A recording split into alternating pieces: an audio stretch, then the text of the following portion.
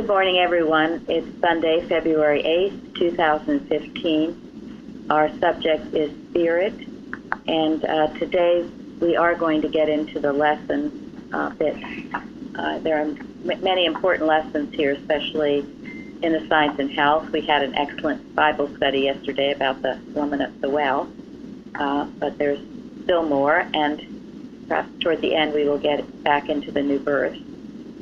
First, I want to begin by mentioning the bad press that Christian Science gets continually, and it's been certainly lately in the news and in other places, and how we have to continually be handling this, be aware of it, and to be handling it. Florence, would you like to say? Go ahead. I guess it's a consistent misconception that Christian scientists, don't like doctors.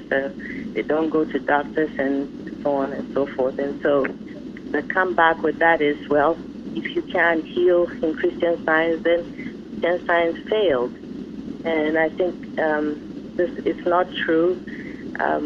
We know the truth. The truth is already established. It does work.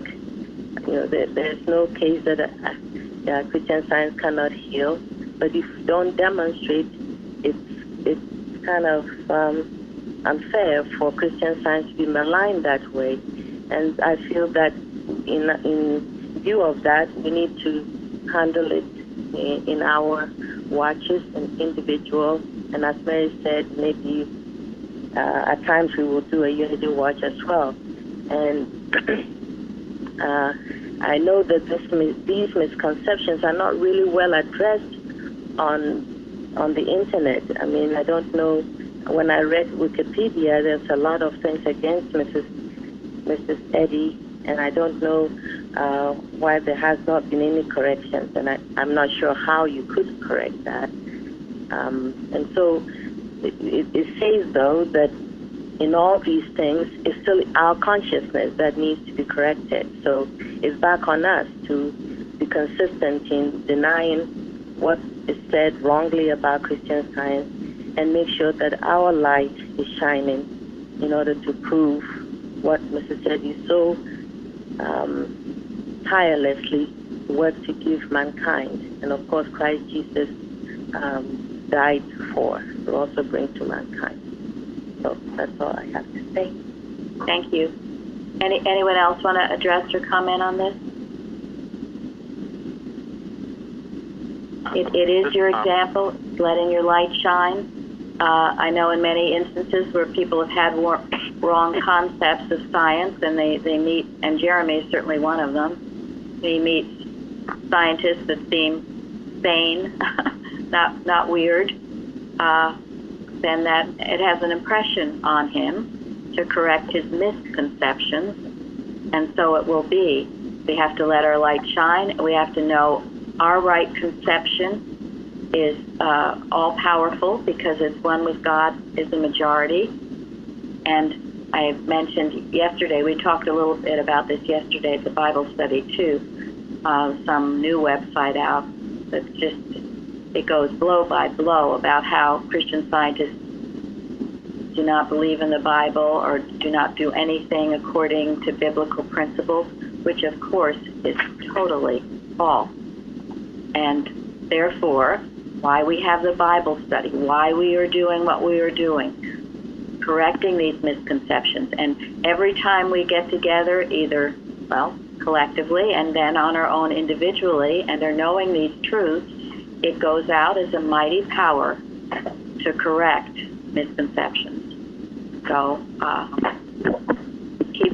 keep this work up continually. It is up to each one of us to be aware of it, to be nullifying it, and to knowing that Mrs. Eddy's science cannot be lost to the world or misinterpreted.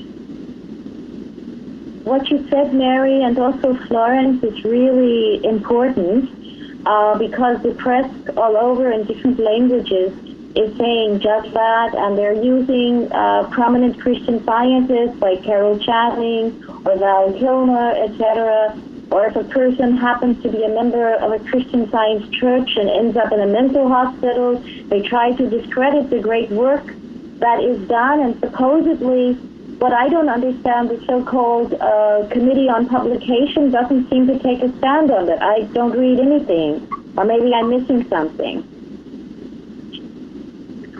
Well, Go ahead, Tom. here's my thought on that.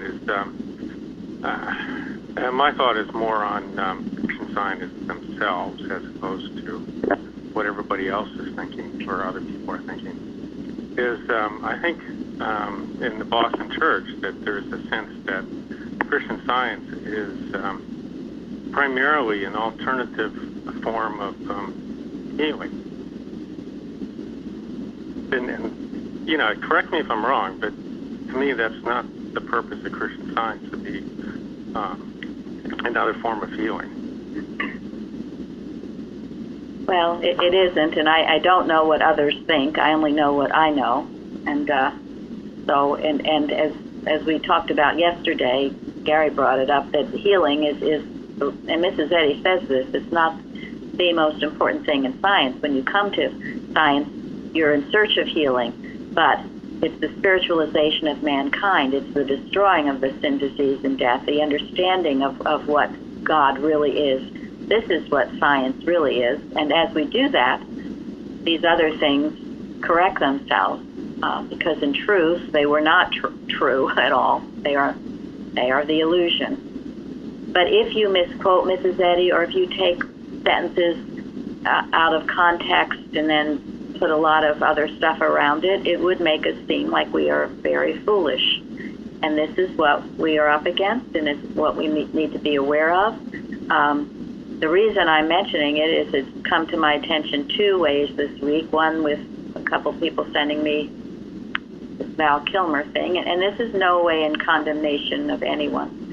And then the other, a book I've been reading, which is a good book called The Man in the Boys in the Boat, but it has 2 pages that are just, if I were not a Christian Scientist and I read those 2 pages, I would say there's no way I would ever go near that religion. So, and this is a bestseller. Hundreds and thousands of people are reading it. So it's definitely been brought to my attention this week, and it's why I'm mentioning it. And then yesterday, Sana mentioned too about the measles outbreak and all of that.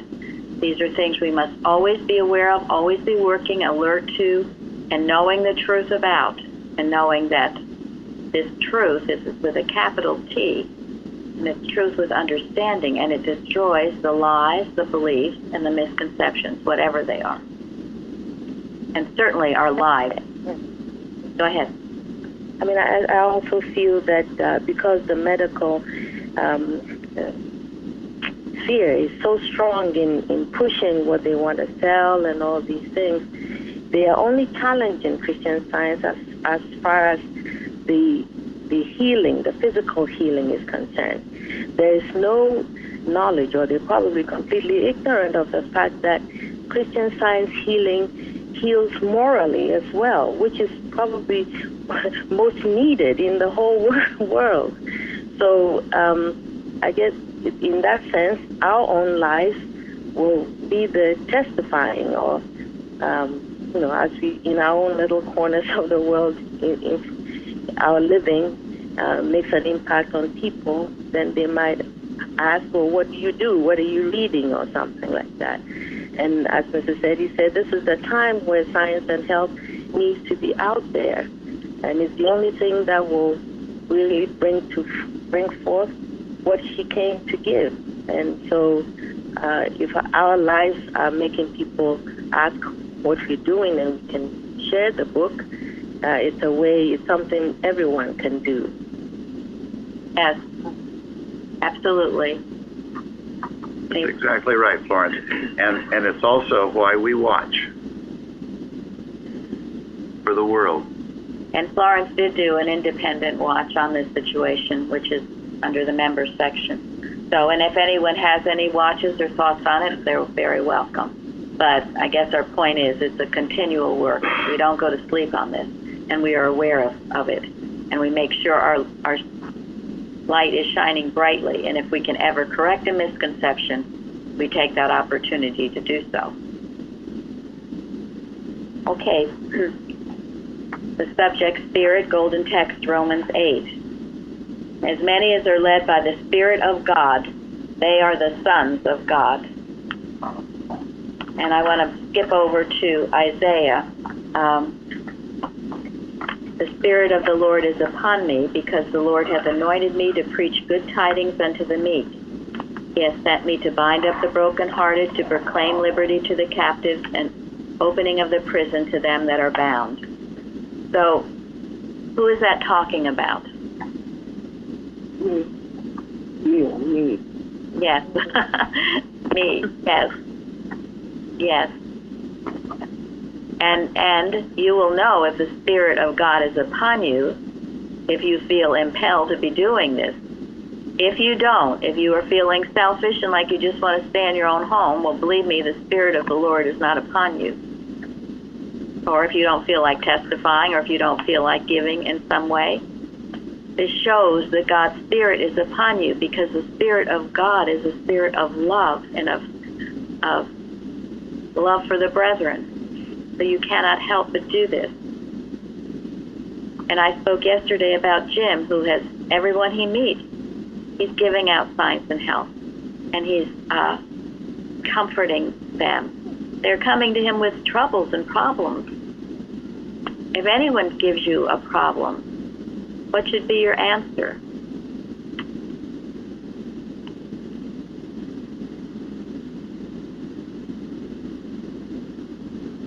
How about God heals, and I've got a little book here that explains how that works. Also, there's a confidence that for every problem there is an answer, and it does come from God. And, that person can find their connection with God.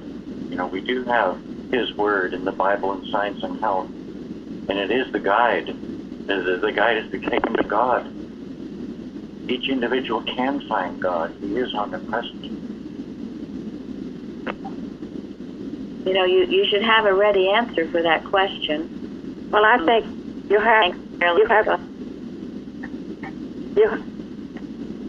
have to start by loving. You have to love that person. Yes. And give that love out to that person. Thank you. To love more. Thank you. And Fairly, too. You've heard in some of her testimonies, she, maybe the oddest people she finds are coming to her, and she's able to share the truth with them. And not, believe me, not in this forced, pushy, converting kind of a way. No. Never. But from love. And if you start your day loving, love for God, love for yourself, and love for all mankind, you will attract people. In fact, you should even pray, Father, if there's anyone that I can help today, anyone that I could say a word to, bring them to me. And then let me feel their need and help them. That's why we're here. This is you. This is you we're talking about, not Christ Jesus or Mrs. Eddy or one old prophet. It's you. I often think of the line in the morning. I think of the line from the hymn. My prayer some daily good to do, to thine for thee, an offering pure of love, whereto thou leadest me. That is beautiful, Fairly. Thank you. What a beautiful prayer. What a wonderful way to start each day. And it's evident Fairly does it, because the answers are there, and you can feel that she's doing it. It's not just words. So that's a beautiful prayer, something beautiful to think about. And that other one by A.E. Hamilton, ask God to give thee skill and comfort's art, that thou mayest consecrated be and set apart unto a life of sympathy. For heavy is the weight of ill in every heart, and comforters are needed much of Christ-like touch. Have that in your heart. You will meet people and you will be sharing this truth and you will be planting seeds. Just as Craig's testimony on Wednesday night. He lived in a black neighborhood, he said, and there was this one white Christian Science family across the street that he was attracted to because of their love and their kindness. And he never forgot it. It was a seed that was planted. He would go over there and ask questions. He felt different in their presence, in their atmosphere. And God doesn't know color or race or anything like that. But so we love. Even the blade of grass under our feet, as Mrs. Eddy said. But that kindness that was expressed by that family so many years ago, eventually, well, it was a seed, and the seed took root.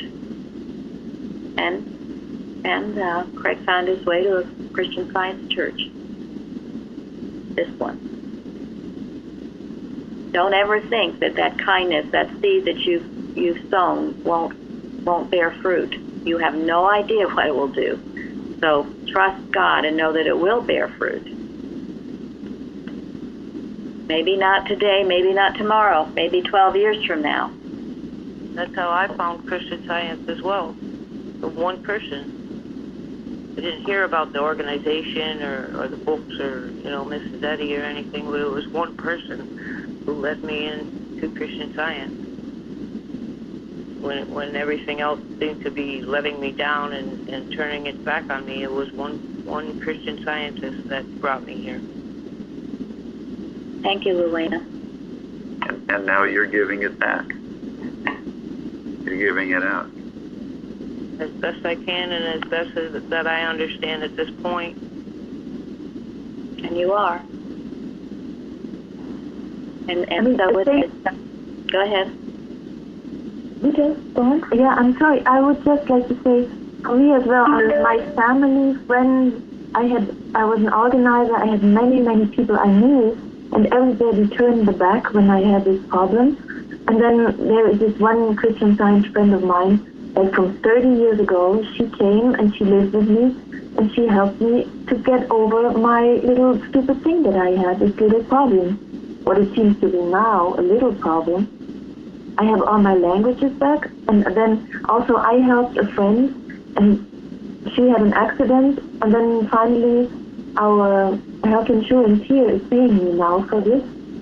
I mean, I'm paid. It's not only God, it's not only the good feeling about it, it's just money came just from the sky. And me now helping. Okay. That's what I wanted to say. Thank you. So you never know what effect or what influence. And this is the living waters. This is the truth, the flowing waters that don't stagnate with you or with someone else, but they flow from you to bless the living waters of truth. And they're constant and they're everywhere. You just have to be aware of it and be willing to be a part of the flow, so to speak. As it's been said, people feel thought more than even the words. So how important it is for thought to be always clear. And this consistency of doing this is being the witness. I mean, a witness is not with the truth one day and then not with the truth the next day. That impressed me. So the idea of being a witness, because otherwise you're not really a reliable witness. And it helped me to be more consistent.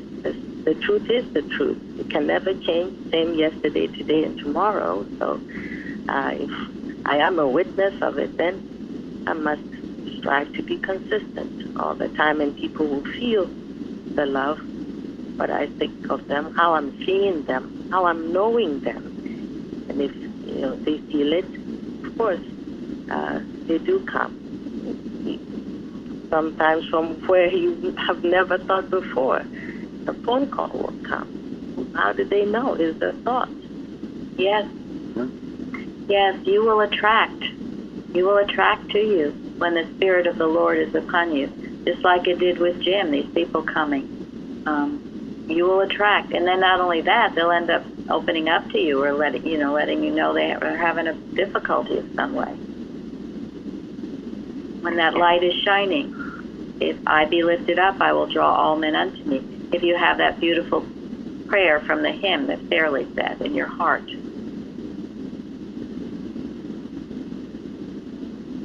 It's the only thing that people can trust, and when they feel that within you, they trust you. They do, and they will. They'll recognize something different about you. And if you have success in your life or if something goes well, it's very good to let people know what it was, that it was your trust in God. Let them know. Don't just take it and say, great. Let them know. Let them know why you're so happy. Let them know why you don't look so discouraged when everyone else does. Let them know. And you don't have to at first mention science, but you can mention God. I've heard many stories of that, and the person would say, oh, gosh, the other person, thank God you mentioned God. That means, it helped you, it can help me too. Thank God people still believe in God. Thank God I can see this example of God working in your life. Don't be afraid to say where your help is from. And do it with great love, great kindness. Go ahead. I'm sorry. I was going to say, I think it gets to a point where you can't help but, say exactly what it is that's helped you. Because I've had people, for a long period of my life come to me, for help and advice and things like that. And as I'm understanding, science better and living it, now, as people come to me and they ask what's helped me or what they, what's so good that's going on, I honestly can't help but say exactly what it is. Even if I sound repetitive or it seems like they may not want to hear it, I just have to say that it's God. And that's because I'm understanding myself what it is that, made a change in my life and making all these wonderful things happen and making me stronger. So I can't help but, say that it's God. And I think that does end up being very helpful, even if it doesn't seem like it is in the moment. Thank you. That's absolutely right. Thank and you, as Eddie says, it is repeating and defeating, repeating and defeating. So if you feel like you're repeating yourself, well, that's okay. And I know, with Gary at work, many times he would mention about with his business that, he relied on God for a lot of answers and for all his answers. And a lot of people now come to him with their problems, and he keeps, as Jim does, a drawer of science and health to hand out to people. So, it doesn't happen. It didn't happen maybe at first. Maybe you say something, you think, oh, they're not listening, or they could care less, or they're turning you off, but they're listening. If they don't come back tomorrow, they'll be back when in trouble, if you're that shining light. And so this gets us to the fact, this is worshiping God in spirit and in truth. This is living it moment by moment. Of course, you don't have to be in a church to be doing this. And you can be in a church and still harbor resentment and hate towards your neighbor. So worshiping God in spirit and truth, as we mentioned yesterday, is an attitude.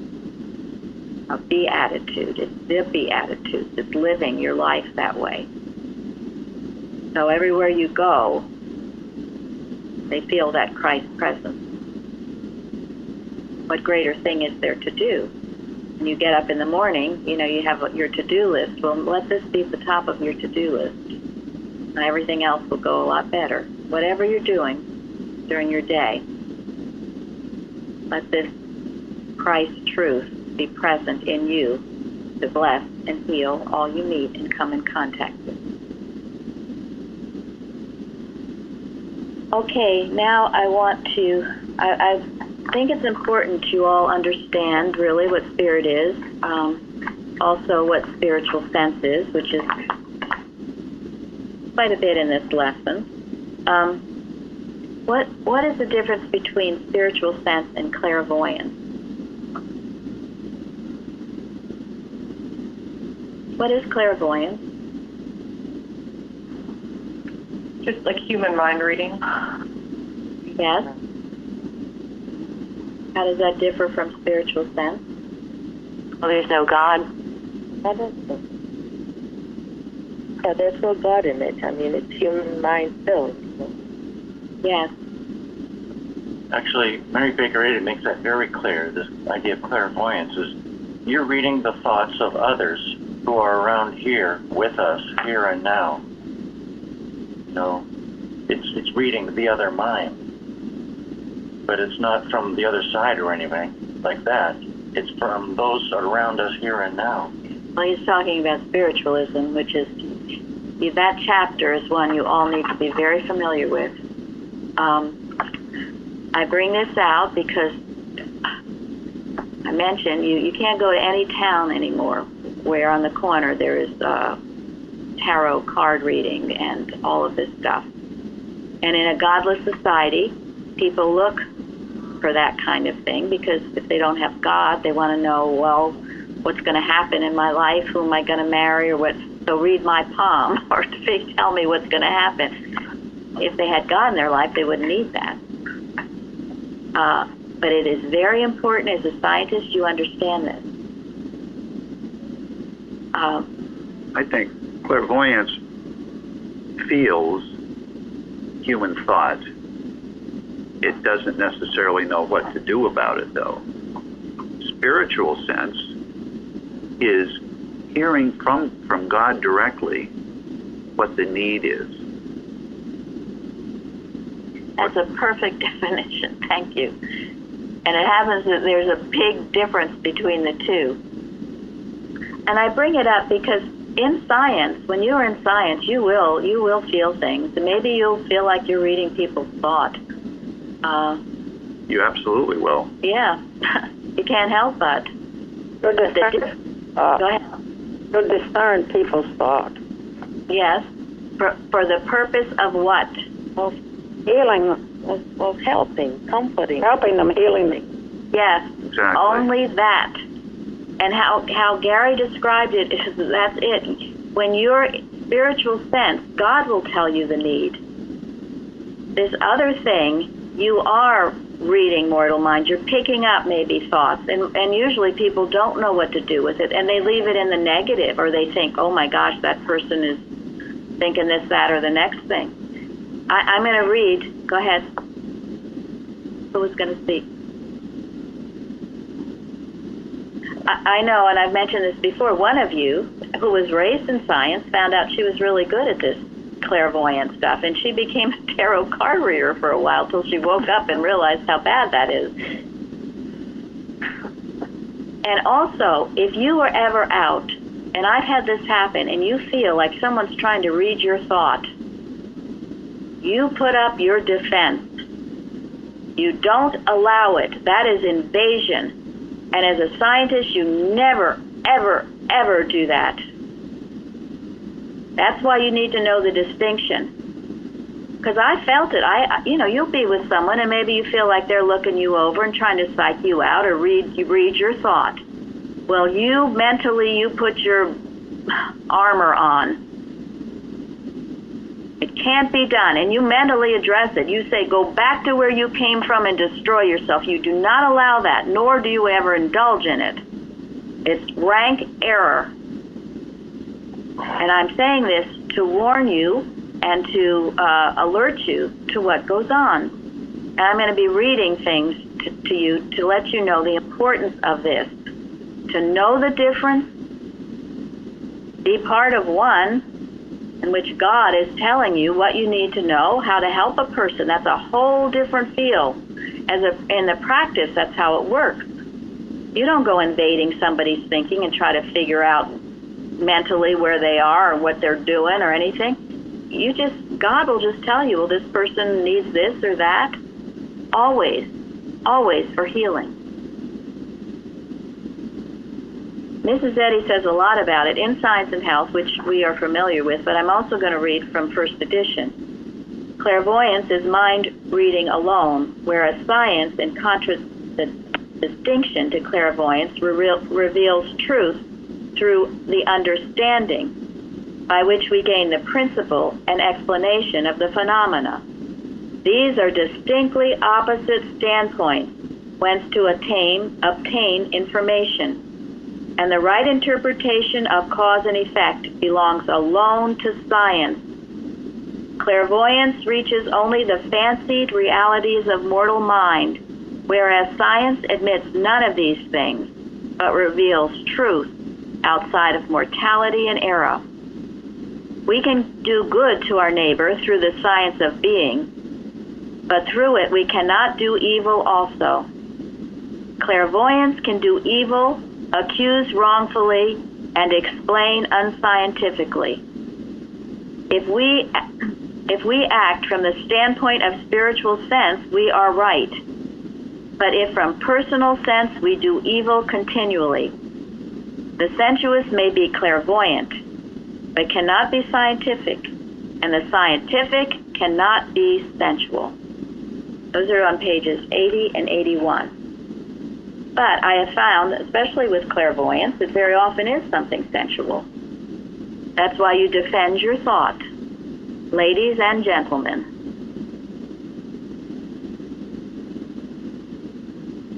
What Jesus did, how he read mortal mind, was through God, from God, only to bless and to heal.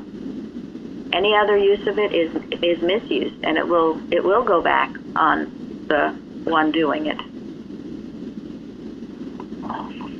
Anyone else want to speak to that? I think it's sad that they think it is something to be prideful of. I can read people's thoughts, you know. Thank you. Thank you. It is something that I had heard recently. Someone prideful about that, reading people's thoughts. And no, it's not science. It's not to be prideful of. Maybe you can get glimmers of things at times, but you stay away from it. Be aware of it, because I'm telling you, if you indulge in it, and I would call it, what is it? They call it the black arts and things like that. You know, you can be black magic. Yeah, you can be ruled by it. But the reason it is rank error is because it is entirely human. There is no God, there's no substance, there's no principle behind it. It is strictly human. And I think whoever spoke, Florence or one of you spoke in the beginning, said that. It is totally godless. It is just totally, it is human, has nothing to do with God, and it has nothing to do with Christian Science. And you beware of it, and you beware of you know, your environment, shall we say, what's going on. You be aware, and let God speak to you. Let God tell you what you need to know, and He will. And don't ever invade in anyone else's privacy. Don't ever try to read anybody. That would be atrocious, unscientific, ungodly. So we know all we need to know from God. Go ahead. Who was going to speak? Hi. So you were saying, we think about the part of the Bible where it tells us that Jesus, knowing the thoughts, and He tells us exactly, just made it so much clearer with all what we're talking about what He used that for. And as you say, God will let us know when we need to know that. And in that case, and then it was for Him to tell them and correct thinking. So that's really great. Thank you for that. Who is speaking? This is Ingrid in California. Oh yes, hi Ingrid. Hi. Yes. Thank you. Well, and Jesus reasoned on this subject practically, Mrs. Eddy says, and controlled sickness, sin, and death on the basis of His spirituality. And he read the thoughts of mankind, and this insight better enabled Him to direct those thoughts aright. Our Master read mortal mind on a scientific basis, that of the omnipresence of mind. This is far different than the clairvoyance. An approximation of this discernment indicates spiritual growth and union with the infinite capacities of the one mind. Jesus could injure no one by this mind reading. The effect of this mind was always to heal and to save, and this is the only genuine science of reading mortal minds. So, as you, then this kind of mind reading is not clairvoyance, but it is important to success and healing and is one of the special characteristics thereof. So, as you grow in science, as your spiritual sense grows and develops, you will find that you know things you wouldn't ordinarily know. But there's such a difference because it's not like even you're asking for it. It just comes to you, and it comes in a gentle way to heal and to bless, not in an invasive way, certainly not in a sensual way. It's interesting, Jesus, yesterday when we were talking, he discerned, he knew that this woman had had 5 husbands. Yes, absolutely. And it talks about, I read where Mrs. Eddy, she said she could no longer turn that off. Then, she just couldn't. She could enter a room. She just knew everything about people that she needed to know. But there again, it was through God, and it was to heal and to bless. It wasn't to gossip and think, well, that person is doing this or thinking that, or entirely different. So, and you should know within yourself the difference. Do you all know that difference? I think so. I mean, to me, it kind of came as it's God imparting, like you said, what we need to know, versus the human is more like you're trying to snoop around. It's almost like, just you're going in. Yeah, that's true. Right. And if you ever taken a course in salesmanship, you're trained to psych people out so that you can gain an advantage over them. This is the wickedness of the human clairvoyance. That's good. Yes, it's a good example. Here's a case of it where it would be used against you. Go ahead. One thing about it is that it is always disturbing. True. To a spiritual thought, it is disturbing. Yes. Correct. It is disturbing. You can, in healing someone, you can find out or feel all kinds of things from a person, but it's never disturbing, mainly because it's not real. It's an error that's floating around that needs to be killed. It's a whole different thing, whole different feeling. And also, as First Edition is so good at, it's not personal. This clairvoyance is personal.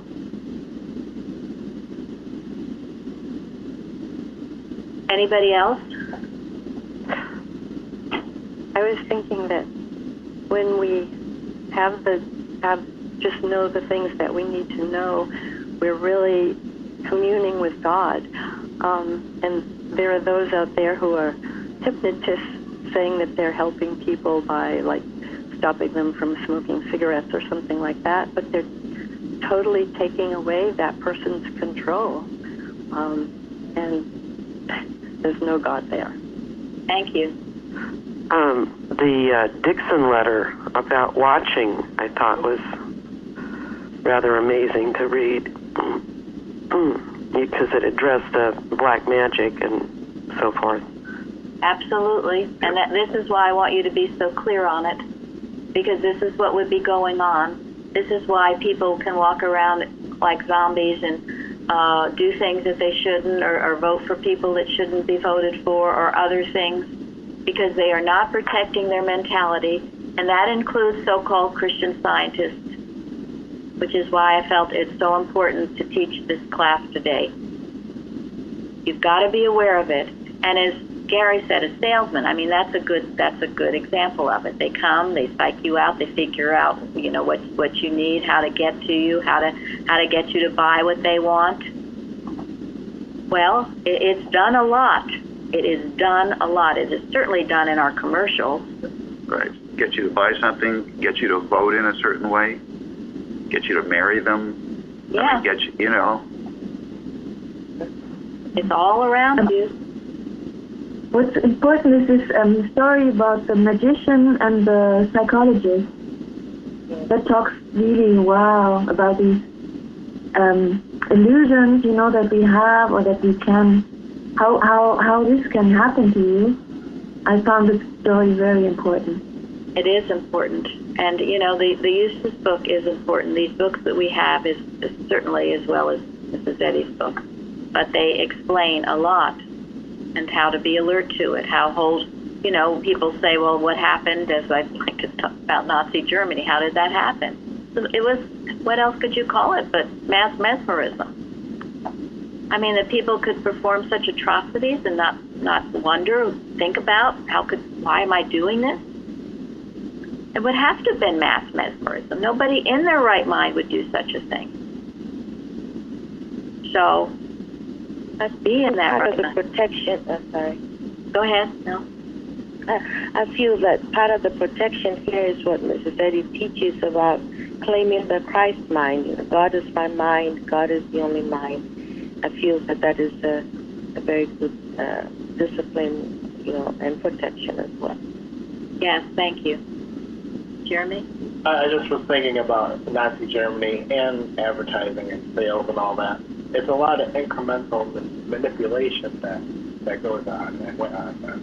And I think it just made me think of that repeating and defeating. That's why we have to repeat and defeat, because these increments that keep coming, trying to chip away, we have to just keep being strong. Yeah, I mean, Hitler had a chairman or someone of propaganda. What is propaganda? That's deceitful. Deceitful press. And this is why this makes their go back to the deceitful press on Christian Science more than anything. And we've read this in Brainwashing, the Communist Manifesto. More than anything, they'd like to wipe out Christian Science because it teaches you're one with God, you have the mind of Christ, and you cannot be mesmerized. And so, of course, this era, which is, of course, not intelligent or anything, is a darkness that would creep, but it would try to destroy it. That's why we must be alert to it. It would also make you susceptible to it. And why would that be?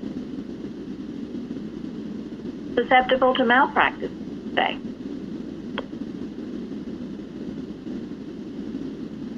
Because it sounds good and clear, etc., and it isn't. It's all false.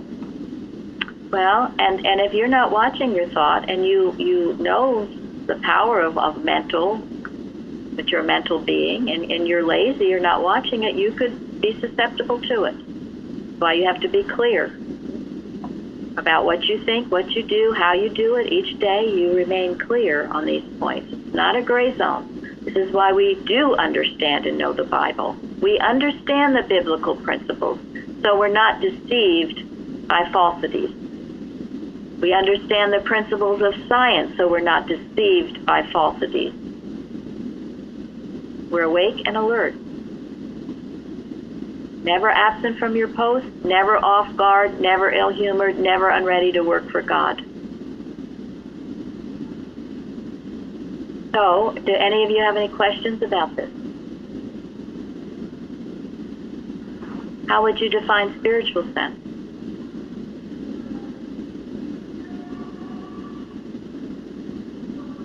Being one with God, mind. Yes? It seems to be of the heart. Yes? Knowing because God is always speaking through us. This knowing that comes from our spirituality. Right. Well, right. And this gets us to another point, your spirituality. Because really, it is my capacity to hear God. Mm-hmm. Exactly. It's my ability. It's my capacity. We all have it. God-given ability. Yes. And we've spoken about children, how they naturally have it. They're so pure. They're so innocent. They're so free from guile. We naturally have it. It gets torn away from us through the dealings with the world or false education. It can, anyway. Yeah, we all have it. We either obey it and cultivate it and strengthen it, or we blow it off. I guess I think a spiritual sense is sensing that which is from God and that which is not. Yes. So It is. Talking before about someone trying to read your thoughts, well, that's not from God, and you would sense that. Yes, yes. It's a total protection. It is your oneness with the divine mind. And in the Bible, it says, the natural man receiveth not the things of the Spirit of God, for they are foolishness unto him, neither can he know them, because they are spiritually discerned. So when you're in the human mind, you don't get any of this.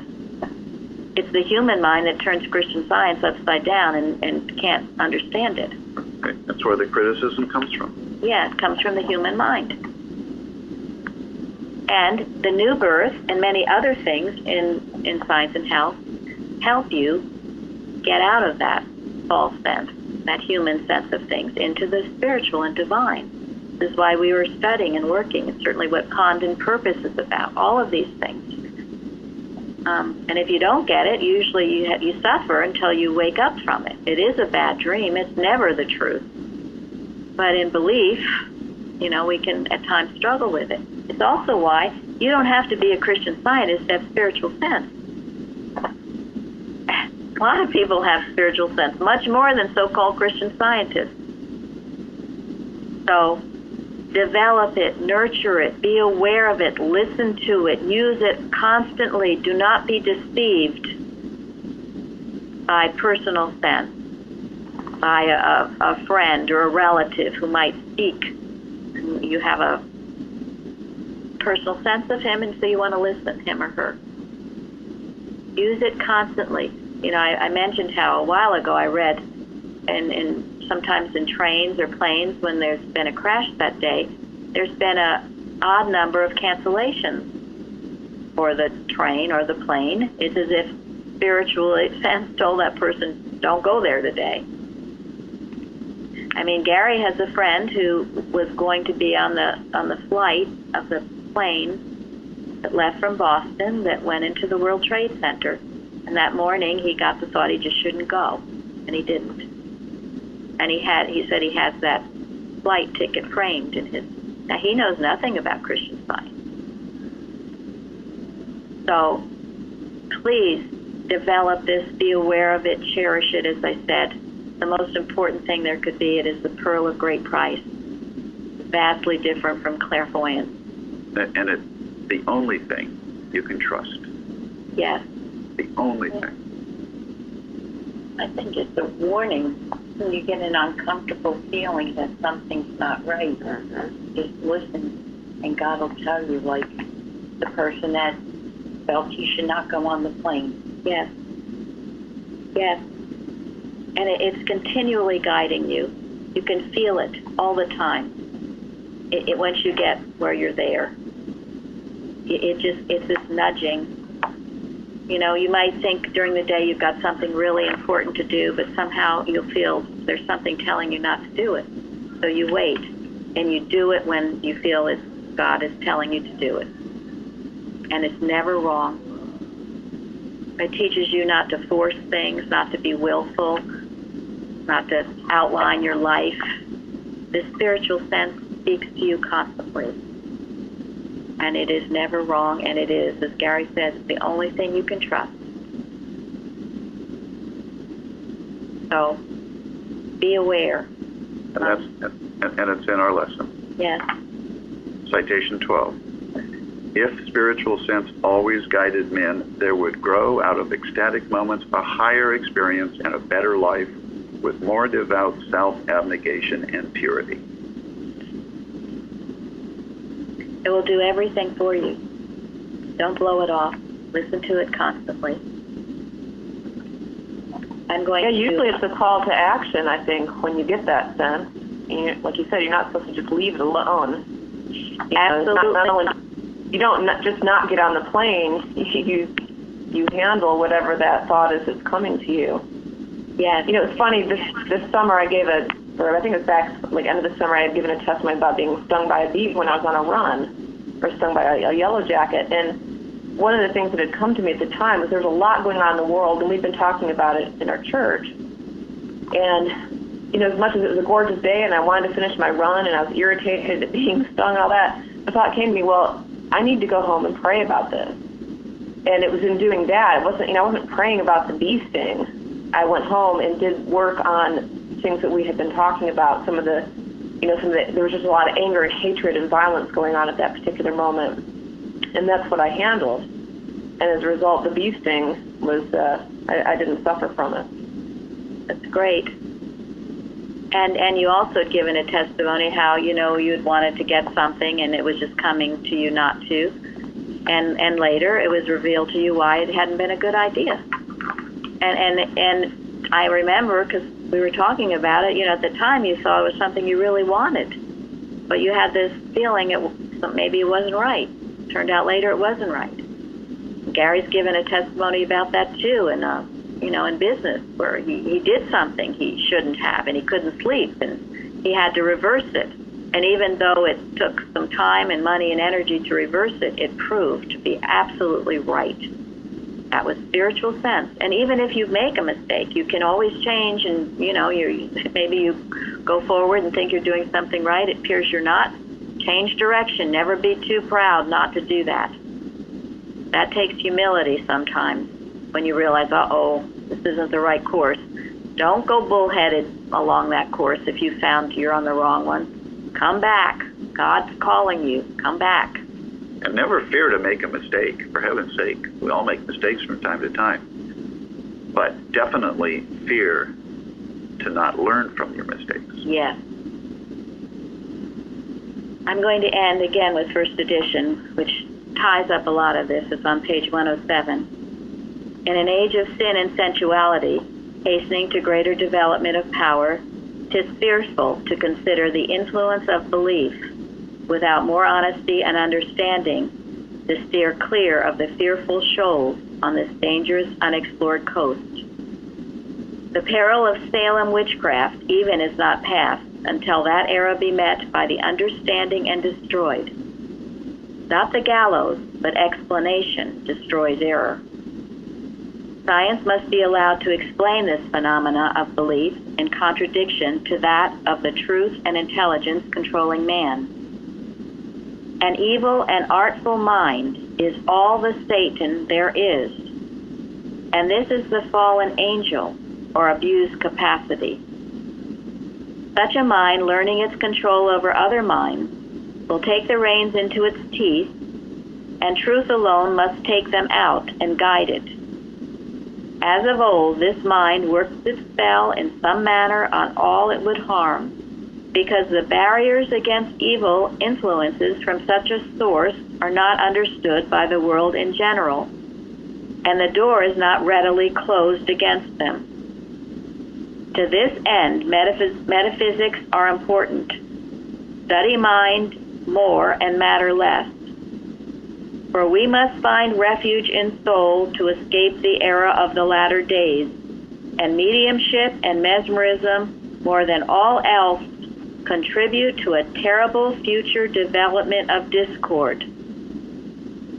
We should strongly insist on the majesty of truth and its control over error, and begin today denying right or reality to aught but God and the true idea, saying, "Depart from me, all ye that work iniquity," and thus break up the reign of error and let the world of harmony and truth reappear. That is our task. We accept lovingly today. So we will go forward with a wonderful service using this truth. Thank you. Thank you for that. Thank you. Thank you. Thank you.